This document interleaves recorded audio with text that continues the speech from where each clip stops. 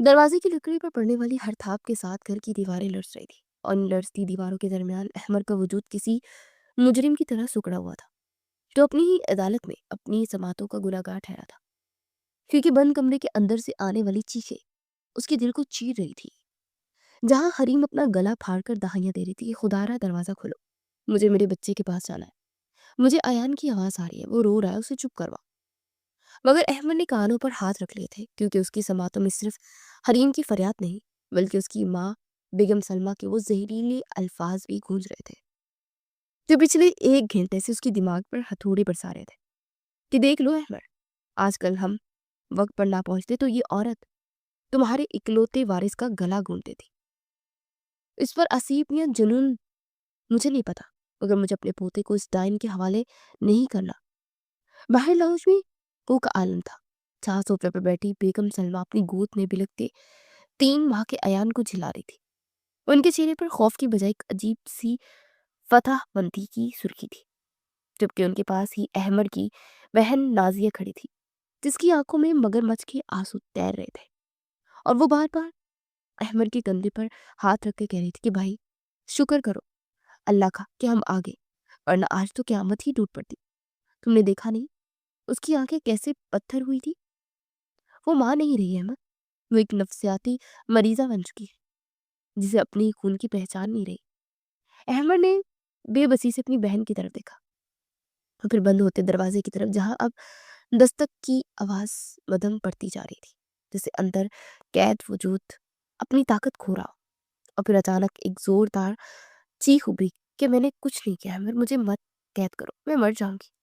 ये चीख इतनी दिलरोज थी कि अहमद बेख्तियार दरवाजे की तरफ लपका, मगर नाजिया ने फुर्ती से उसका हाथ थाम लिया और तल्खी से कहा, नहीं अहमद, खबरदार जो तुमने दरवाजा खोला, अगर वो बाहर आ गई तो फिर से बच्चे पर हमला कर देगी। तुम्हें डॉक्टर की बात याद थी कि ये खतरनाक हो सकती है। अहमद ने वहीं रुककर उसके कदमों में जैसे सीसा पिघल कर जम गया। वो फर्श पर वहीं घुटनों के बल बैठ गया और अपने बालों को मुट्ठियों में जकड़ लिया। उसकी आंखों के सामने अंधेरा सा छाने लगा था, और इस अंधेरे में उसे वो हंसती मुस्कुराती हरीम दिखाई देने लगी, जो कभी उसके घर की रौनक हुआ करती थी। वो हरीम जिसकी एक मुस्कुराहट पर वो अपनी सारी थकन भूल जाता था, मगर आज वही हरीम उसके लिए खौफ और दहशत की अलामत बन चुकी थी। ये सब कैसे हुआ, कब हुआ, उसे कुछ समझ नहीं आ रहा। उसका जहन माजी की उन गलियों में भटकने लगा जहां खुशियों के फूल खिले थे, मगर वहां सिर्फ कांटे और वीरानी थी। उसे याद आया वो 3 साल पहले का दिन, जब वो पहली बार हरीम को अपने घर लाया था। तो उस वक्त भी घर का माहौल कुछ ऐसा ही तनाव का शिकार था, मगर तब वजह हरीम का पागलपन नहीं, बल्कि उसकी पसंद की शादी थी। अहमद को याद आया कि जब उसने अपनी माँ के सामने हरीम का जिक्र किया, तो बेगम सलमा ने साफ इनकार कर दिया था, क्योंकि वो अपनी भांजी यानी नाजिया की नंद से अहमद की शादी करवाना चाहती थी, ताकि खानदानी जायदाद और जेवरात का बंटवारा ना हो, और खानदान का पैसा खानदान में ही रहे। मगर अहमद अपनी जिद पर अड़ा रहा, और बलाखिर उसे अपनी मोहब्बत जीतनी पड़ी। लेकिन वो जीत दरअसल एक तवील जंग का आगाज थी। शादी वाले दिन जब हरीम सुर्ख जोड़े में मलबूस दुल्हन बनी बैठी थी, तो वो चांद का टुकड़ा लग रही थी। उसकी आंखों में मुस्तकबिल के सुनहरे ख्वाब थे, और दिल में ढेरों अरमान कि वो अपनी मोहब्बत और खिदमत से अपने ससुराल वालों का दिल जीत लेगी। मगर उसे क्या खबर थी कि जिन दिलों में तासुब और लालच की काली काई जम चुकी हो, वहां मोहब्बत की कॉम्प्लेन नहीं फूटती।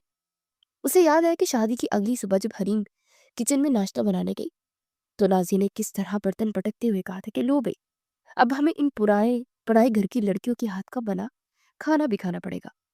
पता नहीं कौन से मसाले डालती हैं ये लोग, हमारे खानदान के मायार के ही नहीं है। हरीम ने वो बात सुनी, मगर उसने पलट कर जवाब देने की बजाय मुस्कुराहट के साथ चाय का कप नाजिया की तरफ बढ़ाया कि आप पी कर तो देखें, शायद आपको जायका पसंद आ जाए। हरीम की इस आजजी को उसकी कमजोरी समझ लिया गया, और फिर ये सिलसिला चल निकला, जहाँ हर रोज हरीम की तस्लील का कोई ना कोई नया बहाना तराशा जाता। कभी खाने में नमक ज्यादा होने का ताना, कभी कपड़े ठीक ना धोने की शिकायत। अहमद जब शाम को थका हारा घर लौटता, तो बेगम सलमा उसे बिठा लेती और हरीम की झूठी झूठी सच्ची शिकायत का दफ्तर खोल देती कि तुम्हारी बीवी ने आज मुझे ये कहा, तुम्हारी बीवी ने आज ये काम बिगाड़ दिया। शुरू शुरू में अहमद इन बातों को हंसकर टाल देता या माँ को समझाता कि वो नहीं है, सीख जाएगी। मगर कतरा कतरा करने वाला गिरने वाला पानी पत्थर में भी सुराख कर देता है, और यही हाल अहमद के दिमाग का हो रहा था। वो मुसलसल शिकायत सुन सुनकर चिड़चिड़ा होने लगा था, लेकिन हरीम ने फिर भी हिम्मत नहीं हारी। वो रातों को अहमद के पैर दबाते अक्सर कहती कि अहमद, आप फिक्र न करें, अम्मी जी बड़ी हैं, मुझे उनकी बातों का बुरा नहीं लगता।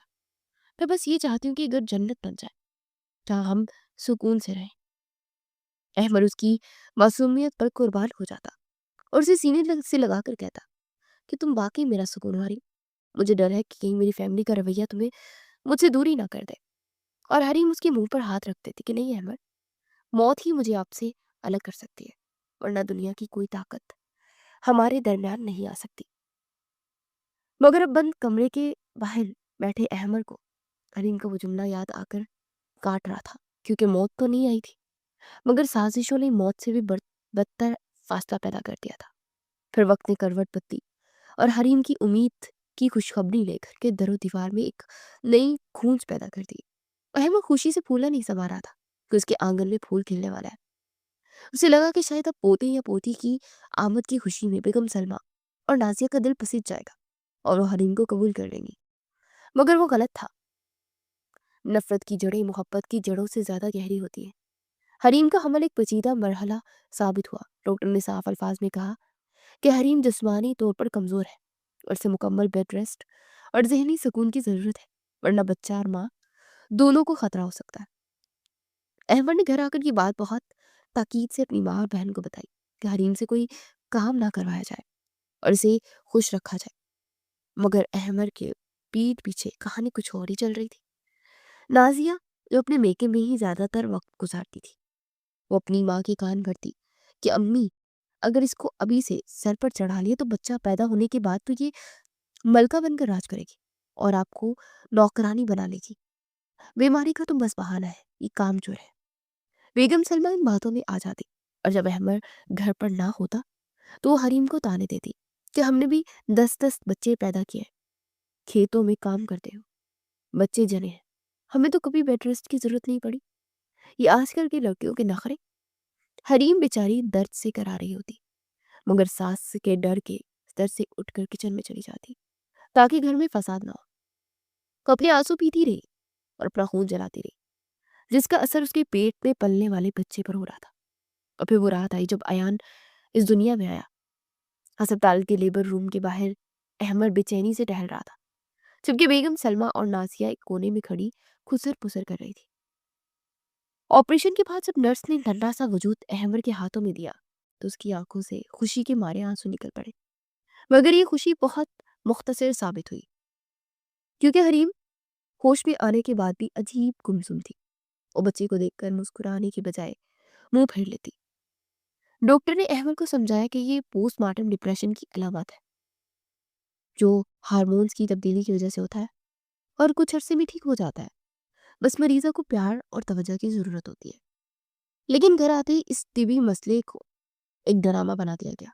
हरीम का डिप्रेशन शदीद होता गया। वो घंटों खामोश रहती या फिर अचानक रोना शुरू कर देती। उसे अयान के रोने की आवाज से चिढ़ होने लगी थी, जो कि उसकी बीमारी का हिस्सा था। मगर बेगम सलमा ने उसे ममता की कमी का नाम दे दिया।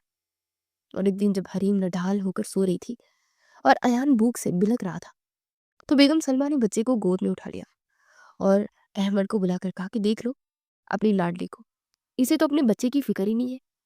ये कैसी माँ है जो इतनी पत्थर दिल है। अरे, जानवर भी अपने बच्चों को दूध पिलाते हैं, ये तो जानवरों से भी बदतर है। अहमद, जो खुद नींद की कमी और दफ्तर की टेंशन का शिकार था, वो माँ की बातों में आकर हरीम पर बरस पड़ा कि हरीम, तुम इतनी खुदगर्ज कैसे हो सकती हो? बच्चा भूखा मर रहा है और तुम सो रही हो। हरीम ने अपनी सूजी आंखें खोलकर उसे देखा और कमजोर आवाज में कहा, अहमद, मुझे कुछ समझ नहीं आ रहा, मुझे बहुत घबराहट हो रही है, मेरा दिल डूब रहा है, मुझे लग रहा है कि मैं मर जाऊंगी, मुझे हेल्प की जरूरत है। लेकिन अहमद ने उसकी मदद करने की वजह से झिड़क दिया कि तुम्हें सिर्फ अपनी पड़ी है, ड्रामे बंद करो और बच्चे को संभालो। ये वो लम्हा था जब हरीम के अंदर कुछ टूट गया। उसने महसूस किया कि उस जंग में अकेली रह गई है। اس کا جو شوہر جو اس کا محافظ تھا اب وہ بھی مخالفوں کی صف میں کھڑا ہو گیا۔ اسی دوران نازیہ نے ایک نیا شوشہ چھوڑا کہ امی مجھے تو لگتا ہے کہ بھابھی پر کسی چیز کا سایہ ہے، دیکھتے نہیں کیسی ویران نظروں سے گھورتی ہے اور کبھی کبھی اکیلے میں بڑبڑاتی بھی ہے۔ بیگم سلمہ نے فوراً اس کی بات کی تائید کی کہ ہاں تم ٹھیک کہہ رہی ہو، میں نے بھی یہ محسوس کیا ہے۔ اس دن مغرب کے وقت چھت پر اکیلی کھڑی تھی، ضرور کوئی جن بوت چمٹ گیا ہوگا، تبھی تو بچے سے دور بھاگتی ہے، اسیبی اثرات ہے بس۔ پھر کیا تھا، گھر میں دھوئیں روحان کی بو بس گئی۔ حریم کو ڈاکٹر کے پاس لے جانے کی بجائے عاملوں کے تعویذ پلائے جانے لگے، اس کے گلے میں کالے دھاگے باندھ دیے گئے۔ وہ بیچاری جو طبی امداد کی منتظر تھی، اسے تہمات کے اندھیروں میں کنویں میں دھکیل دیا گیا۔ احمد بھی ماں کے دباؤ میں آ گیا کیونکہ اسے بھی حریم کی حالت نارمل نہیں لگ رہی تھی۔ وہ سوچتا کہ شاید ماں ٹھیک کہہ رہی ہے، کیونکہ کوئی ماں اپنے بچے سے اتنی لاپرواہ کیسے ہو سکتی ہے۔ حریم کی شخصیت وسیع ہو کر آ گئی تھی، اپنے ہی گھر میں اجنبی بن گئی تھی۔ اس کا اعتماد اتنا مجروح ہو چکا تھا کہ اسے خود پر شک ہونے لگا کہ شاید وہ واقعی منحوس ہے، یہ شاید اس کا سایہ اس کے بچے کے لیے خطرناک ہے۔ بیگم سلمہ اور نازیہ نے بڑی چلاکی سے ایان کو حریم سے دور کر دیا اور وہ سارا دن بچے کو اپنے پاس رکھتی، اور جب حریم اسے مانگتی تو کہتی کہ دور رہو، تم اسے نظر لگا دو گی یا تم سے سنبھالا نہیں جائے گا، گر جائے گا، تم جا کر آرام کرو، تم بیمار ہو۔ حریم تڑپ کر رہ جاتی کہ اس کی چھاتیوں میں دودھ اترتا اور وہ درد ہوتا، مگر وہ اپنے بچے کو سینے سے نہیں لگا سکتی تھی۔ ایک خالی پن اس کے وجود میں سرایت کر گیا تھا، اور یہی وہ خالی پن تھا جسے بھرنے کے لیے نازیہ نے وہ خوفناک منصوبہ بنایا، جس کی تکمیل آج اس بند دروازے اور احمر کی نفرت کی صورت میں ہو رہی تھی۔ آج صبح کا واقعہ دراصل اسی سلسلے کی ایک کڑی تھا، جب احمر کچن میں پانی لینے گیا اور پیچھے سے نازیہ نے ایان کو حریم کے پاس بیڈ کے بالکل کنارے لٹا دیا۔ حالانکہ حریم اسے بیچ میں لٹا کر گئی تھی، نازیہ نے جان بوجھ کر ایسا کیا اور پھر چھپ کر تماشا دیکھنے لگی۔ جیسے ایان نے کروٹ لی اور دھڑام سے فرش پر گر گیا۔ بچے کی چیخ سے حریم کے ہاتھ سے گلاس چھوٹ گیا اور وہ بھاگتی ہوئی کمرے میں آئی، مگر اس سے پہلے کہ نازیہ اور بیگم سلمہ وہاں پہنچ چکی تھی اور انہوں نے طوفان کھڑا کر دیا۔ نازیہ نے احمد کو فون کر کے بلایا اور چیخ چیخ کر بتایا کہ احمد دیکھو، اس نے آج جان بوجھ کر بچے کو پھینک دیا ہے، یہ اسے مارنا چاہتی ہے، میں نے خود اپنی آنکھوں سے دیکھا ہے، یہ اسے تکیے سے دبانے کی کوشش کر رہی تھی۔ احمد جب آیا تو اس نے دیکھا کہ حریم فرش پر بیٹھی رو رہی ہے اور کہہ رہی ہے کہ میں نے نہیں گرایا، خدا کی قسم میں نے نہیں گرایا۔ لیکن احمد کی آنکھوں پر شک کی پٹی بندھی ہوئی تھی۔ اسے حریم کو بازو سے پکڑ کر گھسیٹا اور کمرے میں بند کر دیا، اور اب وہ یہاں باہر بیٹھا اپنی قسمت کو رو رہا تھا، جبکہ اندر حریم دروازے سے ٹیک لگائے خاموش ہو چکی تھی۔ اس کی چیخیں اب سسکیوں میں بدل چکی تھی۔ اسے اندھیرے میں عجیب سی شکلیں نظر آ رہی تھی، جو دراصل ان غلط ادیات کا رد عمل تھی جو نازیہ اسے وٹامنز کہہ کر کھلا رہی تھی۔ حریم کا دماغ معاف ہو رہا تھا، اسے لگ رہا تھا کہ دیواریں اس پر گر رہی ہیں۔ اس نے کانپتے ہاتھوں سے اپنے بیٹ کو چھوا جہاں کبھی ایان حرکت کرتا تھا، اور پھر خالی گود کو دیکھا۔ اس کے ہونٹ پھڑ پھڑائے۔ اس نے زیر لب کہا، احمد تم نے مجھ پر یقین کیوں نہیں کیا؟ میں پاگل نہیں ہوں، مجھے پاگل بنایا جا رہا ہے۔ لیکن اس کی یہ مدھم آواز بند دروازے کا سینہ چیر کر باہر جانے سے قاصر تھی، جہاں سازش اپنی جیت کا جشن منا رہی تھی اور محبت شک کے غبار میں دم توڑ رہی تھی۔ بند کمرے کے باہر چھایا ہوا سکوت اب احمد کے اعصاب پر آڑی چلا رہا تھا، اور اس کے اندر کا شوہر جو شک کی گرد میں کہیں دب گیا تھا، اچانک ایک انجانے خوف سے طرف اٹھا کہ کہیں حریم واقعی کوئی جذباتی قدم ہی نہ اٹھا لے، کیونکہ اندر سے آنے والی سسکیاں دم توڑتی ہوئی محسوس ہو رہی تھی۔ اس لیے اس نے ماں اور بہن کی ممانعت کے باوجود کانپتے ہاتھوں سے جیب سے چابی نکالی اور تالے میں گھما دی، اور دروازہ کھلنے کی آواز کسی دھماکے سے کم نہیں تھی جس نے لاؤنج میں بیٹھی بیگم سلمہ اور نازیہ کو چونکا دیا، مگر احمد نے ان کی پرواہ کیے بغیر دروازہ دھکیل دیا، اور جیسے اس کی نظر سامنے فرش پر پڑی اس کا دل مٹھی میں آ گیا، کیونکہ حریم کسی گٹھری کی طرح کونے میں پڑی تھی۔ اس کے بال بکھرے ہوئے تھے اور چہرہ آنسوؤں سے تر تھا، وہ نیند اور بے ہوشی کے درمیان جھول رہی تھی۔ احمد بھی اختیار اس کی طرف لپکا، اس کا سر اپنی گود میں لیا उस लम्हे उसकी आंखों में नफरत नहीं बल्कि अपनी मोहब्बत के लिए बेपनाह तड़प थी। उसने हरीम के ठंडे पड़े हाथ गाल थपथपाए, पुकारा, हरीम आगे खोलो, मैं हूं अहमद। हरीम ने बमुश्किल पलकें उठाई। उसकी आंखों में वीरानी थी, जैसे कोई उजड़ा हुआ शहर हो। उसने अहमद को पहचानने में चंद लम्हे लगाए, फिर उसके सीने से लगकर फूट फूट कर रो पड़ी। उसके सूखे होठों से सिर्फ एक ही फरियाद निकली, अहमद मुझे बचा लो, मैं पागल नहीं हूँ, मुझे यहाँ से ले जाओ, मुझे मुझे मेरे बच्चे से मिलवाओ, ये लोग मुझे मार देंगे। अहमद के दिल पर जैसे खंजर चल गया। उसे अपनी बेबसी और हरीम की हालत पर शदीद गुस्सा आया। उसने हरीम को बाजू में भींच लिया और धीमी आवाज में कहा, मैं हूं ना हरीम, कोई तुम्हें कुछ नहीं कहेगा, मैं तुम्हें कहीं नहीं जाने दूंगा, बस तुम ठीक हो जाओ। दरवाजे पर खड़ी नाजिया ने मंजर देखा तो उसके माथे पर बल पड़ गए। उसे अपनी मेहनत जाया होती नजर आई। उसने फौरन बेगम सलमा को इशारा किया, जो तेजी से आगे बढ़ी, मगरमच्छ की आंसू बहाते बोली, हाय मेरी बच्ची, कैसी हालत हो गई है इसकी अहमद बेटा, हटो मैं देखती हूँ। इसे जरूर इस पर दौड़ा पड़ा था, तभी तो ऐसी बातें कर रही है। अहमद ने माँ को रोक दिया और सख्त लहजे में कहा, नहीं अम्मी, अब बस बहुत हो गया, मैं इसे डॉक्टर के पास लेकर जाऊंगा, ये कोई असीब नहीं है, ये डिप्रेशन है और इसका इलाज जरूरी है। नाजिया ने फौरन पैंतरा बदला और बड़ी हमदर्दी से बोली, भाई आप बिल्कुल ठीक कह रहे हैं, हमें भाभी की फिक्र है, हम तो बस डर गए थे कि कहीं ये बच्चे को नुकसान ही ना पहुंचा दे। आप इन्हें बिस्तर पर लेटाए, मैं इनके लिए जूस और दवा लेकर आती हूँ। अहमद हरीम को सहारा देकर बेड पर लिटाने लगा तो हरीम ने उसका हाथ जोर से पकड़ लिया। उसकी आंखों में वहशत थी। उसने सर गोशी में खाकर, मुझे नाजिया के हाथ से कुछ नहीं खाना, वो मुझे जो दवाइयाँ देती है उससे मेरा दिमाग सुन्न हो जाता है, मुझे अजीब चीजें नजर आती है। अहमद ने उसकी बात को उसका वहम समझकर नजरअंदाज कर दिया और प्यार से समझाया, हलीम वो तुम्हारी नंद है, तुम्हारा बुरा क्यों चाहेगी, तुम सिर्फ थक गई हो और जहनी दबाव में हो, तुम्हें आराम की जरूरत है। थोड़ी देर बाद नाजिया कमरे में दाखिल हुई। उसके हाथ में पानी का गिलास और वही 2 गोलियां थी, जो दरअसल हाई पोटेंसी के हैवी सेनियोटिस की थी। नाजिया ने मुस्कुराते हुए कहा, भाभी ये ले विटामिन है, डॉक्टर ने कहा कि इनसे कमजोरी खत्म हो जाएगी। हरीम ने दवाई लेने से इनकार कर दिया और मुंह फेर लिया, मगर अहमद ने सख्ती से कहा, हरीम जिद मत करो, दवाई खाओगी तो ठीक हो जाओगी ना। हरीम ने बेबसी से अहमद की तरफ देखा, उसे कैसे समझाती कि उसका मुहाफिज ही उसके लिए जहर तजवीज कर रहा है। उसने ना चाहते हुए भी वो गोलियां हलक से उतार ली और यही उसकी सबसे बड़ी गलती थी, क्योंकि अगले चंद दिनों में घर का नक्शा ही बदल गया। वो दवाइयां अपना असर दिखाने लगी। हरीम का दिमाग हर वक्त धुंधलाया रहता। उसे दिन में भी दीवारों पर अजीब साए रेंगते हुए महसूस होते। कभी उसे लगता कि छत से खून टपक रहा है, कभी उसे अयान के रोने की आवाजें आती, हालांकि बच्चा खामोश सो रहा होता। एक रात का वाकया तो क्यामत खेज था।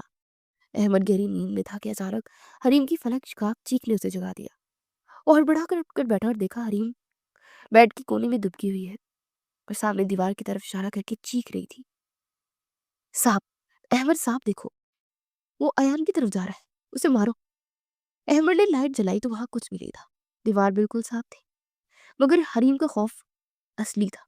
वो कांप रही थी और उसका रंग हल्दी की तरह जर्द हो चुका था। अहमद ने उसे झंझोड़ा, हरीम होश में, वहां कोई नहीं है, ये तुम्हारा वहम है।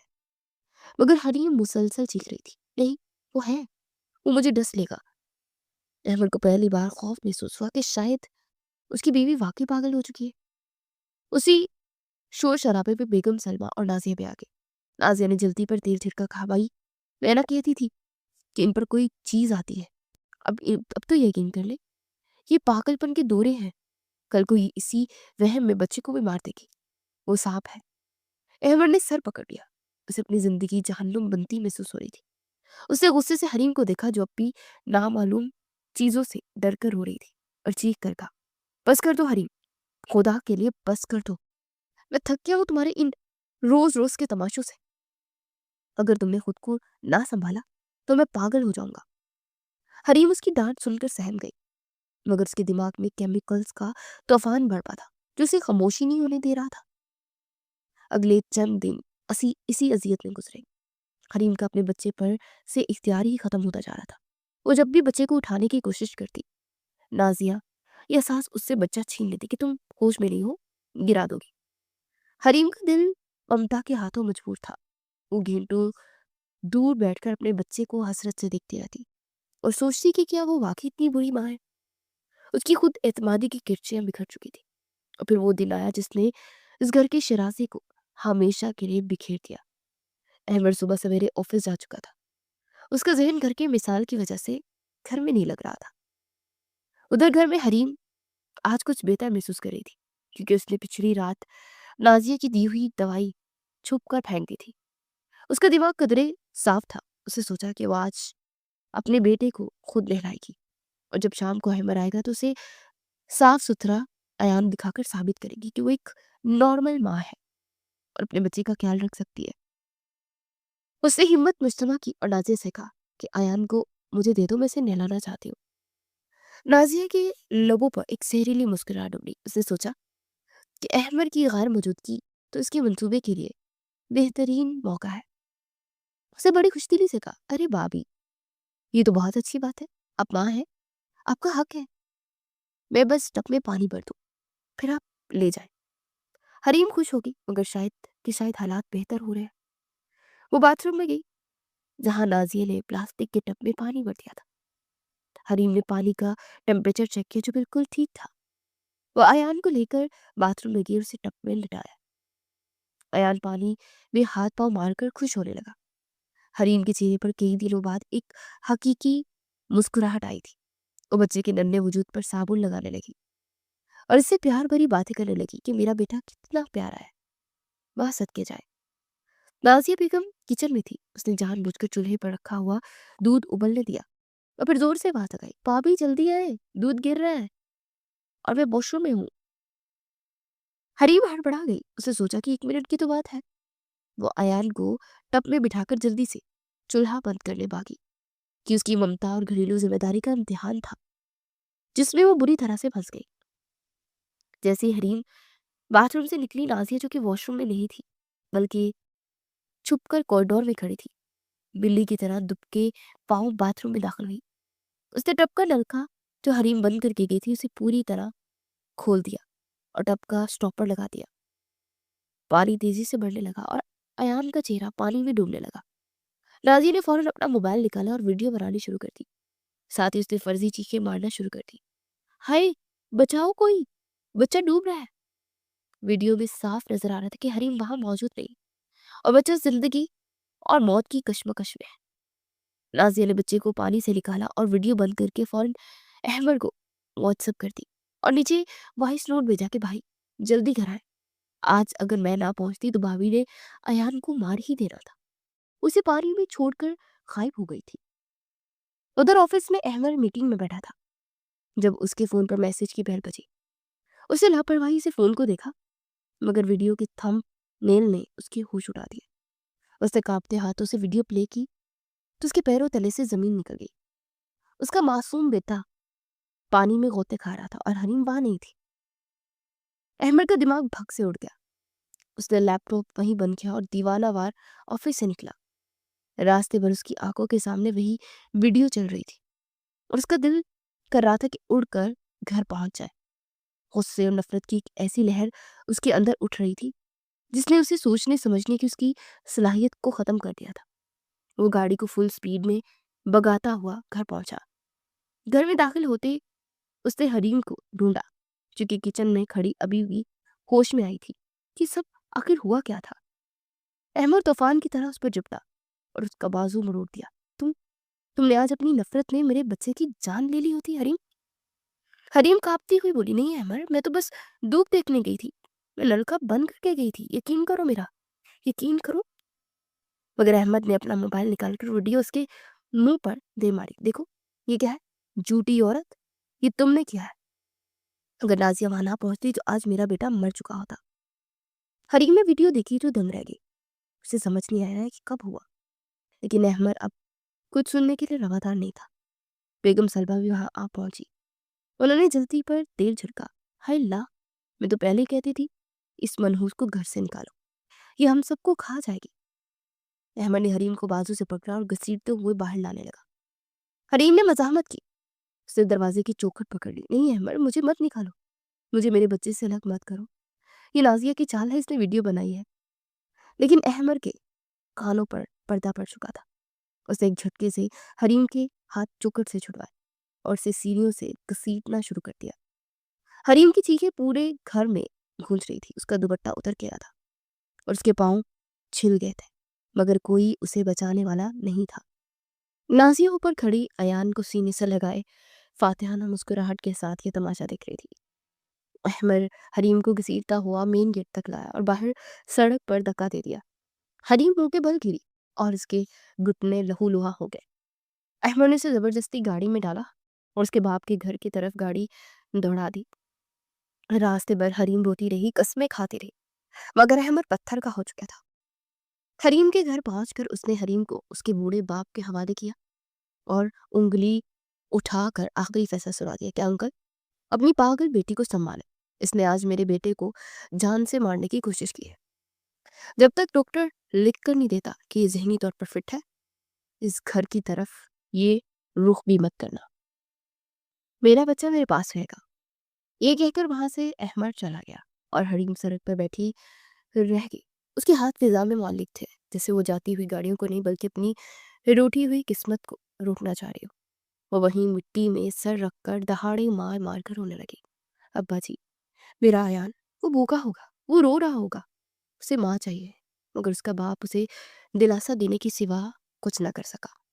یہ حریم کی زندگی کی سب سے بھیانک شام تھی، جہاں اسے صرف گھر سے نہیں نکالا گیا تھا، بلکہ اس کی ممتا، اس کی عزت، اس کی ذہنی صحت، سب کو تار تار کر دیا گیا تھا۔ اور اب اس کے سامنے ایک طویل اور اندھیری رات تھی، جس میں امید کی کوئی کرن دور دور تک نظر نہیں آ رہی تھی۔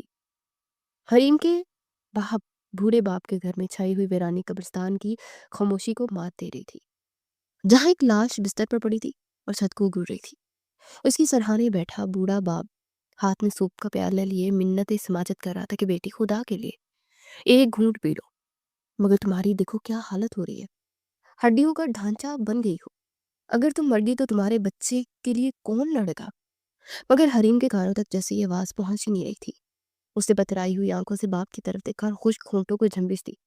ابا جی، کون لڑے گا؟ میں، جس کے اپنے شوہر نے اسے پاگل قرار دے کر کوڑے کی طرح گھر سے نکال باہر کیا۔ لڑائی تو تب ہوتی ہے نا جب مخالف کوئی اور ہو، یہاں تو اپنا صاحبہ ہے، مجھ پر گر گیا ہے، میں کسی عدالت میں جاؤں جب گھر کا منصف ہی ظالم بن گیا۔ شفیق صاحب نے پیالہ سائڈ ٹیبل پر رکھا اور بیٹی کے سر پر ہاتھ پھیرتے ہوئے روندی ہوئی آواز میں بولے، نہیں میری بچی، مایوس نہیں ہوتے، اللہ کی لاٹھی بے واس ہے، تمہیں انصاف ملے گا۔ مگر حریم نے تلخی سے ہنس کر کہا، انصاف؟ ابا جی، اس دنیا میں انصاف گونگا ہے اور ظلم کی زبان بہت لمبی ہے، میں تھک گئی ہوں، مجھے میرے حال پر چھوڑ دے، شاید موت ہی میرا واحد علاج ہے۔ ابھی وہی باتیں کر ہی رہے تھے کہ باہر مین گیٹ زور سے کھلا اور پھر تیز قدموں کی چاپ سنائی دی۔ حریم کا چھوٹا بھائی عمر، جو ابھی دوسرے شہر سے پہنچا تھا، سیدھا کمرے میں داخل ہوا۔ اس کے چہرے پر سفر کی تھکن تھی، مگر سامنے بہن کی حالت دیکھ کر اس کا رنگ فک ہو گیا۔ وہ اپنا بیگ دروازے پر بھی پھینک کر حریم کی طرف لپکا۔ یا اللہ، یہ کیا حشر بنا لیا آپ نے؟ ابا جی، یہ سب کیا ہے؟ احمد بھائی نے کیا کیا ہے؟ حریم نے بھائی کو دیکھا تو اس کی آنکھوں میں ہلکی سی نمی تر گئی۔ اس نے کمزور ہاتھ اٹھا کر عمر کے سر پر رکھا۔ عمر، تم آ گئے؟ دیکھو تمہاری بہن ہار گئی، تمہاری بہن پاگل ہو گئی ہے۔ عمر نے بہن کے ہاتھ تھام لیے اور سختی سے بولا، خبردار آپی، جو آپ نے خود کو پاگل کہا، میں ڈاکٹر بن رہا ہوں، مجھے پتا ہے پاگل پن کیا ہوتا ہے اور ڈپریشن کیا ہوتا ہے۔ آپ کی آنکھیں بتا رہی ہیں کہ مسئلہ کچھ اور ہے۔ عمر کی نظر حریم کے چہرے کے غیر معمولی پیلے پن اور آنکھوں کی پیلی ہوئی پتلیوں پر جمی تھی۔ اسے اپنی لاڈلی بہن کی حالت بہت عجیب لگی۔ آپی، میں عمر بھائی سے ضرور حساب لوں گا۔ آپ کی کیا حالت ہو گئی ہے؟ پلیز غم نہ کریں۔ وہ تسلی دینے لگا۔ حریم کے سر میں اچانک درد اٹھا۔ اس نے اپنا بیگ اٹھا اور گولیوں کی شیشی نکالی جو وہ ڈامنس کے نام پر کھا رہی تھی۔ جیسے ہی وہ گولیاں لینے لگی، درد سے آرام آئے کہ اچانک عمر نے اس کی کلائی تھامی اور شیشی کو بغور دیکھا، جس میں صرف 2 گولیاں باقی تھی۔ عمر نے اسے اٹھا کر روشنی میں دیکھا تو اس کے ماتھے پر بل پڑ گئے۔ اس نے حیرت سے پوچھا، آپ ہی؟ یہ گولی آپ کو کس نے دی تھی؟ ڈاکٹر نے؟ حریم نے نفی میں سر ہٹایا، یہ تو نازیہ دیتی تھی، وہ کہتی تھی کہ ڈاکٹر نے طاقت کے لیے لکھ کر دیا ہے، اسے کھانے سے نیند اچھی آئے گی۔ عمر کے چہرے پر غصے کی سرخ لہر دوڑ گئی، اس نے دانت پیستے ہوئے کہا، طاقت کے لیے؟ آپ ہی، یہ ہیلوپریڈیم ہے، یہ شیزوفرینیا کے ان مریضوں کو دی جاتی ہے جو شدید تشدد کرتے ہیں، یہ جن کا دماغ قابو میں نہیں رہتا، ایک نارمل انسان کے دماغ کو مفلوج کر دیتی ہے۔ اسے کھانے کے بعد انسان کو وہ چیزیں نظر آتی ہیں جو وجود نہیں رکھتی۔ یہ دوائی نہیں، زہر ہے، زہر۔ باپ اور بیٹی دونوں سکتے میں رہ گئے۔ حریم نے کپ کپاتے ہوئے پوچھا، کیا مطلب عمر؟ کیا میں سچ میں بیمار نہیں تھی؟ کیا وہ سانپ، وہ آوازیں سب جھوٹ تھا؟ عمر نے بہن کے کندھے کو پکڑ کر جھنجھوڑا، 100% جھوٹ، یہ سب کیمیکل کا کھیل تھا۔ انہوں نے آپ کو دوائیوں کے ذریعے پاگل بنایا تاکہ وہ اپنا مقصد پورا کر سکے، لیکن میں انہیں اب چھوڑوں گا نہیں۔ میں بھی لیب جا رہا ہوں اس دوائی کا ٹیسٹ کروانے اور اس ڈاکٹر کو ڈھونڈنے جس نے یہ تجویز کی تھی۔ میں سچ سامنے لا کر آؤں گا۔ عمر اس وقت دوائیوں کی شیشی مٹھی میں دبا کر طوفان کی طرح باہر نکل گیا اور حریم کے دل میں مردہ امید نے ایک انگڑائی دی۔ دوسری طرف شہر کے پوش علاقے میں احمد کا عالیشان گھر اس وقت ایک مکارانہ خاموشی میں ڈوبا ہوا تھا۔ ڈرائنگ روم میں بیگم سلمیٰ اور نازیہ صوفے پر پرجمان تھی، جبکہ ان کے سامنے نازیہ کی نند صوبیہ بڑی عاجزی سے بیٹھی ایان کو گود میں لیے چلا رہی تھی۔ ایان جو ماں کے بغیر مچھلی کی طرح تڑپ رہا تھا، صوبیہ کی گود میں قدرے پرسکون تھا، کیونکہ صوبیہ نے اپنی قمیض پر وہی عطر لگا رکھا تھا جو حریم لگایا کرتی تھی۔ یہ بھی نازیہ کی شاطرانہ چال تھی تاکہ بچہ خوشبو سے دھوکا کھا جائے۔ احمد آفس سے تھکا ہارا گھر داخل ہوا تو گھر میں سکون دیکھ کر چونک گیا اور سیدھے ڈرائنگ روم میں آیا تو دیکھا کہ صوبیہ ایان کو فیڈر پلا رہی ہے اور ساتھ ساتھ دھیمی آواز میں باتیں بھی کر رہی ہے۔ ارے میرا شہزادہ، پی لے دودھ، بس تھوڑا سا اور، دیکھو بابا آ گئے۔ احمد دروازے میں ہی رک گیا، اسے صوبیہ کے روپ میں ایک مسیحا نظر آیا۔ نازیہ نے احمد کو دیکھتے ہی صوبیہ کو آنکھ ماری اور بلند آواز سے بولی، ارے بھائی جان اب آ گئے، دیکھیں ماشاءاللہ صوبیہ نے کیسے ایان کو سنبھال لیا ہے، ورنہ امی اور مجھ سے تو یہ چپ ہی نہیں ہو رہا تھا۔ احمد آہستہ آہستہ چلتا قریب آیا اور جھک کر ایان کے ماتھے کو چوما، اسے صوبیہ کی طرف احسان مندانہ نظروں سے دیکھا اور بولا، شکریہ صوبیہ، تم نہ ہوتی تو اس بچے کا کیا ہوتا؟ میں تو دفتر میں کام نہیں کر پا رہا تھا اسی ٹینشن میں۔ صوبیہ نے بڑی ادا سے نظریں جھکائی اور معصومیت سے بولی، ارے شکریہ کیسا ایان، میں تو اپنی جان سے عزیز رکھوں گی اس بچے کو، اسے ماں کی خوشبو چاہیے ہوتی ہے، میں بس کوشش کر رہی ہوں کہ اسے کمی محسوس نہ ہو۔ بیگم سلمیٰ نے موقع دیکھا اور فضا ہموار کرتے ہوئے بولی، احمد بیٹا بیٹھو، مجھے تم سے ایک ضروری بات بھی کرنی ہے۔ احمد صوفے پہ بیٹھ گیا اور سر پکڑ لیا، جی امی کہیں، کیا بات ہے؟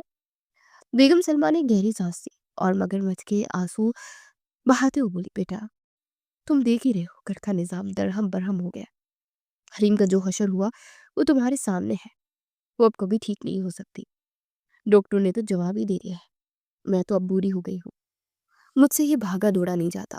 یہ بچی صوبیہ اللہ سے خوش رکھے، اپنا گھر بار چھوڑ کر یہاں ہمارے پاس بیٹھی ہے، مگر بیٹا کب تک؟ لوگ باتیں بناتے ہیں جوان لڑکی ہے، غیر گھر میں کب تک رہے گی؟ احمد نے پریشانی سے پوچھا، تو کیا کروں امی؟ ابھی تو حریم کو گے کچھ نہیں ہوئے ہیں، میرا دماغ کام نہیں کر رہا ہے۔ نازیہ فوراً بول پڑی، بھائی جان دماغ سے نہیں دل سے سوچے، ایان کے بارے میں سوچے، آج صوبیہ ہے تو یہ چپ ہے، کل یہ چلی جائے گی تو یہ بچہ رول جائے گا، اور سچ پوچھے تو صوبیہ سے بہتر لڑکی ہمیں چراغ لے کر ڈھونڈنے سے بھی نہیں ملے گی، یہ ہماری اپنی خاندانی ہے، اور سب سے بڑھ کر یہ ایان اس سے مان گیا ہے۔ صوبیہ نے شرمانے کی اداکاری کی اور ایان کو لے کر دوسرے کمرے میں چلی گئی۔ نازیہ نے بات جاری رکھی، بھائی اگر آپ برا نہ مانے تو ہم چاہتے ہیں کہ آپ صوبیہ سے نکاح کر لیں۔ احمد کو جیسے کرنٹ لگا، اسے چونک کر کہا، نکاح؟ نازیہ تم یہ کیا کہہ رہی ہو؟ ابھی میری بیوی زندہ ہے، میں کیسے؟ بیگم سلمیٰ نے غصے سے بات کاٹی، کون سی بیوی؟ وہ جو میرے پوتے کو مارنے والی تھی؟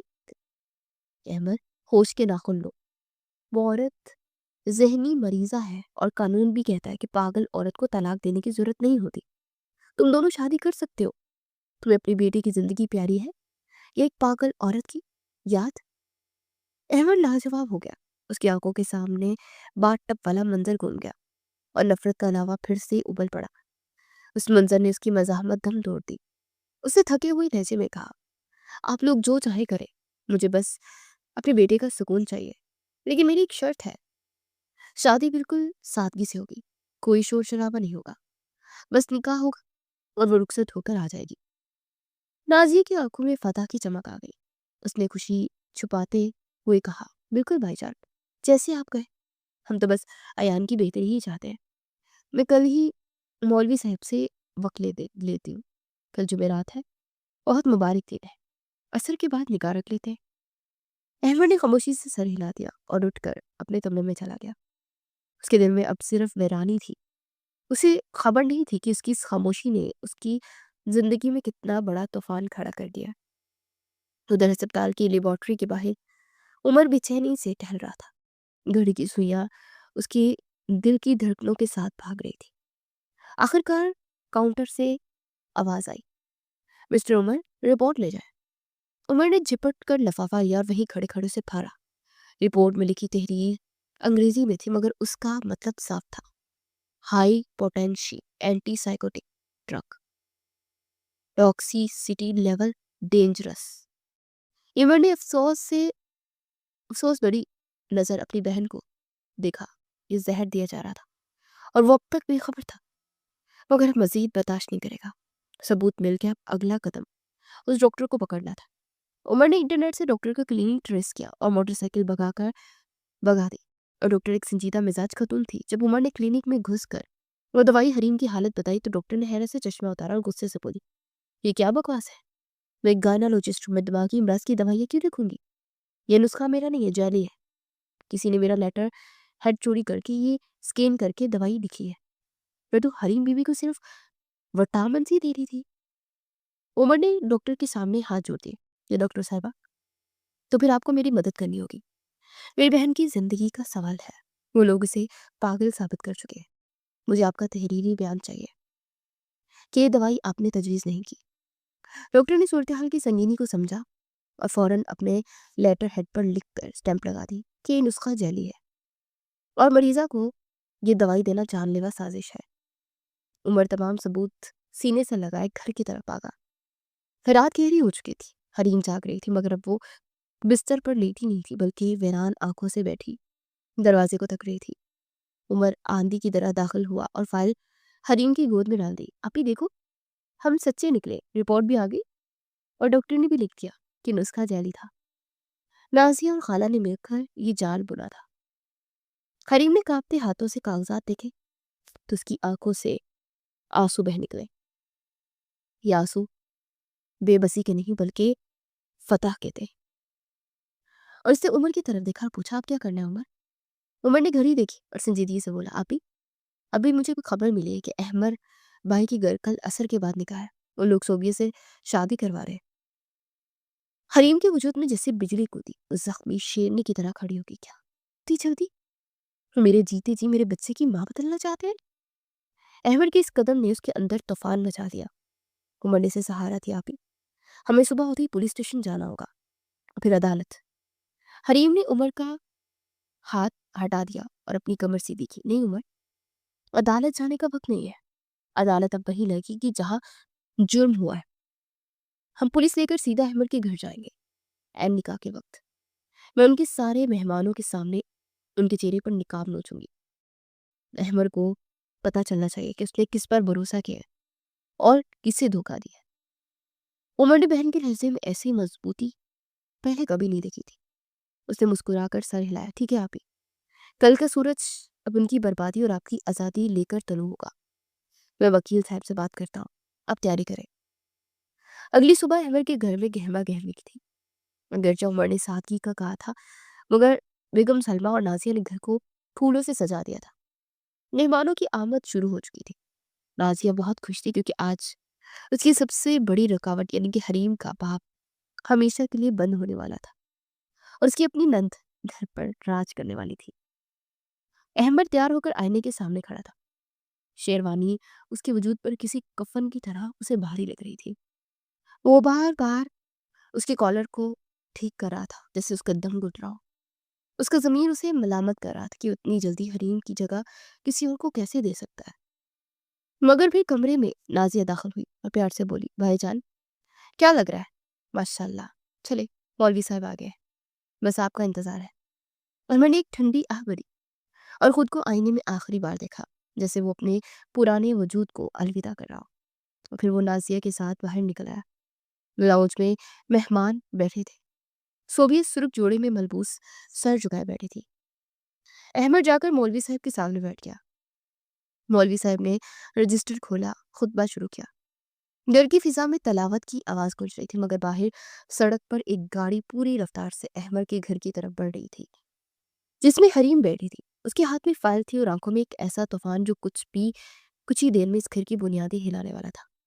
साजिश करने वाले अपनी जीत के नशे में चूर थे। उन्हें खबर नहीं थी कि उनकी जीत का जश्न कुछ ही लम्हों में उनके गले का फंदा बनने वाला है। निकाह के बोल पड़े जाने वाले थे।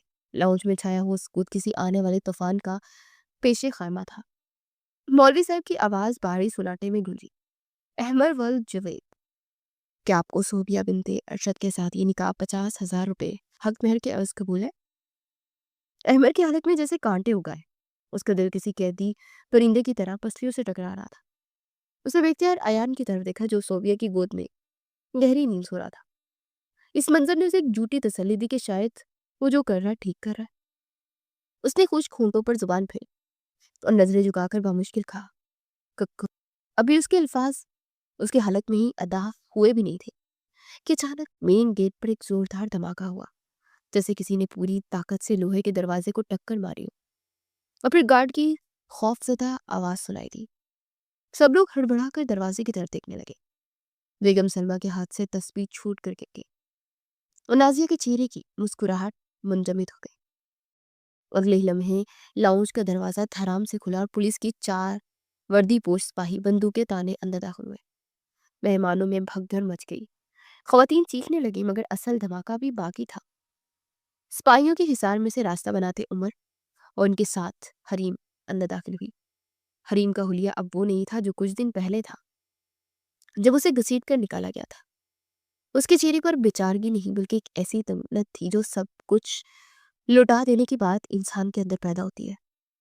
उसकी आंखों में आंसू नहीं, शोले थे और हाथ में वो नीली फाइल थी जिस घर के मकीनों की तबाही का परवाना थी। अहमद अपनी जगह से उठ खड़ा हुआ। उसकी आंखों में बेयकीनी और सदमे की कैफियत थी। हरीम, तुम यहाँ? और ये पुलिस? हरीम सीधी चलती हुई अहमद के बिल्कुल सामने आकर रुकी। उसके कदमों की छाप अहमद के दिल पर हिथौड़े की तरह बरस रही थी।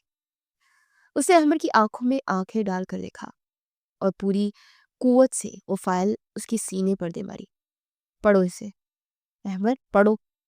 उसे जैसे तुमने पागल समझकर सड़क पर फेंक दिया था। उसे तुम्हारी माँ और बहन ने जहर देकर पागल बनाया था। अहमद ने कपकपाते हाथों से वो फाइल थाम ली। उसके हाथ कांप रहे थे। उसने फाइल खोली तो सबसे ऊपर लेबोरेटरी की रिपोर्ट थी, जिस पर बड़े बड़े हरूफ में लिखा हुआ था कि हाई लेवल टॉक्सिसिटी। अहमद को कुछ समझ नहीं आया। उसने सवालिया नजरों से हरीम को देखा कि ये क्या है। हरीम की आवाज गरजी, ये वो जहर है अहमद जो तुम्हारी बहन मुझे विटामिन्स के नाम पर खिलाती रही है। ये वो दवाई है जो पागल खाने में खतरनाक मरीजों को दी जाती है, ताकि उनका दिमाग सुन्न हो जाए और उन्हें वो चीजें नजर आए जो वजूद में नहीं रखती। ये रिपोर्ट चीख चीख कर कह रही कि तुम्हारी बीवी पागल नहीं थी, उसे एक साजिश के तहत पागल बनाया गया ताकि तुम मुझसे नफरत करो। अहमद ने बेयकीनी से रिपोर्ट के नीचे लगा हुआ डॉक्टर का बयान पढ़ा, जिस पर डॉक्टर की मोहर लगी थी। ये नुस्खा जैली है और मरीजा को जानबूझकर गलत दवाई दी गई। अहमद के पैरों तले से जमीन निकल गई। उसे ऐसा लगा जैसे छत उसके सर पर आन गिरी हो। वो लड़खड़ाया और सोफे का सहारा लिया। उसने अपनी माँ और बहन की तरफ देखा, जिनके चेहरों पर हवाइयाँ उड़ रही थी। नाजिया का रंग हल्दी की तरह जर्द पड़ गया था और वो छुपने के लिए जगह ढूंढ रही थी। अहमद ने दहाड़ कर कहा, अम्मी, नाजिया, ये क्या है? ये रिपोर्ट क्या कह रही है? क्या तुम लोगों ने हरीम को? बेगम सलमा ने आगे बढ़कर बेटे का बाजू पकड़ना चाहा। बेटा, ये झूठ है। रिपोर्ट जली, ये हम पर इल्जाम लगा रही है। हम तो इसकी भलाई के लिए दवाई दी थी। मगर उसी लम्हे उमर आगे आ गया और उसने अपनी जेब से वो दवाई की शीशी निकालकर अहमद के हाथ में थमा दी। ये ले अहमद भाई, ये वो दवा है जो आपी के पर्स से निकली थी। ذرا نازیہ اپی سے پوچھے کہ یہ دوائی کس ڈاکٹر نے لکھی۔ حریم نے عمر کی بات آگے بڑھائی اور ایک ایسا وار کیا جس نے عمر کے دماغ کے بند دریچے کھول دیے۔ اس نے احمر کے قریب ہو کر تلخ لہجے میں پوچھا، احمر تم تو بہت سمجھدار تھے نا، تم نے وہ ویڈیو دیکھ کر مجھ پر یقین کیا تھا نا، اب ذرا اپنے دماغ سے سوچو، جب کوئی بچہ ڈوب رہا ہوتا ہے تو کوئی بھی انسان پہلے موبائل نکال کر کیمرہ آن کرتا ہے اور ویڈیو بناتا ہے، یا پھر کیمرہ پھینک کر بچے کو بچانے کے لیے بھاگتا ہے۔ تمہاری بہن اگر وہاں موجود تھی اور ویڈیو بنا رہی تھی تو اس نے ایان کو نکالا کیوں نہیں؟ اس نے انتظار کیوں کیا کہ بچہ ڈوبے اور وہ ثبوت بنا سکے؟ یہ سوال احمر کے ضمیر پر ایک چابک کی طرح لگا۔ اسے وہ ویڈیو یاد آئی جس میں کیمرہ ہل نہیں رہا تھا بلکہ بڑی مہارت سے فوکس کیا گیا تھا۔ اس کا مطلب تھا کہ نازیہ وہاں کھڑی تماشا دیکھ رہی تھی کہ کب بچہ مرنے کے قریب ہو اور وہ ویڈیو بنائے۔ احمر کا دماغ بھگ سے اڑ گیا۔ اس نے ایک وحشیانہ چیخ ماری اور نازیہ کی طرف لگا، تم نے میرے بیٹے کی جان داؤ پر لگا دی صرف اس لیے کہ تم حریم کو نکال سکو؟ نازیہ خوف سے کانپنے لگی اور صوبیہ کے پیچھے چھپنے کی کوشش کی۔ بھائی جان مجھے معاف کر دے، میں تو بس امی کے کہنے پر۔ نازیہ کے منہ سے سچ پھسل گیا اور یہی سچ اس کے گلے کا پھندا بن گیا۔ بیگم سلمہ نے گھبرا کر نازیہ کو چپ کروانا چاہا مگر تیر کمان سے نکل چکا تھا۔ احمد اپنی ماں کی طرف لگ کر آنکھوں میں خون اتر آیا۔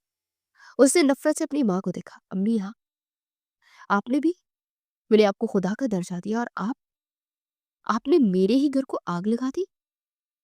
بیگم سلمہ نے رونا شروع کر دیا۔ بیٹا میں تو بس تمہارا بھلا چاہتی ہوں، یہ عورت تمہارے قابل نہیں تھی۔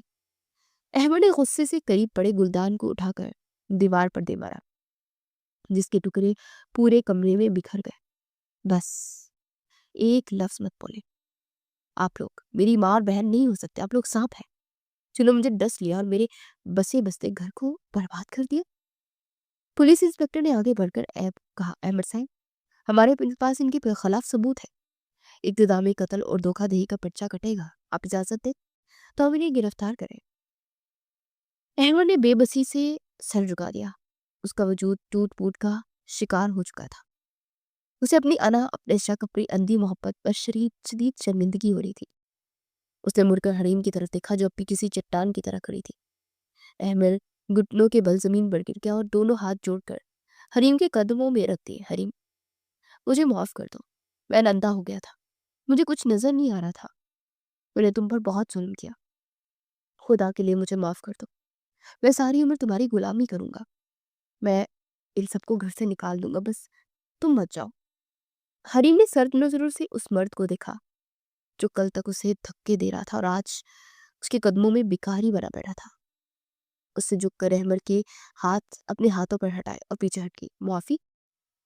حریم کے لہجے میں ایسی کاٹ تھی کہ احمد کا لہجہ چھلنی ہو گیا۔ احمد تم نے مجھے تھپڑ مارا ہوتا، مجھے گالیاں دی ہوتی تو شاید میں معاف کر دیتی، مگر تم نے میری ممتا پر شک کیا، تم نے مجھے پاگل قرار دے کر میری عزت کو تار تار کیا، تم نے مجھے دودھ پیتے بچے سے جدا کر دیا۔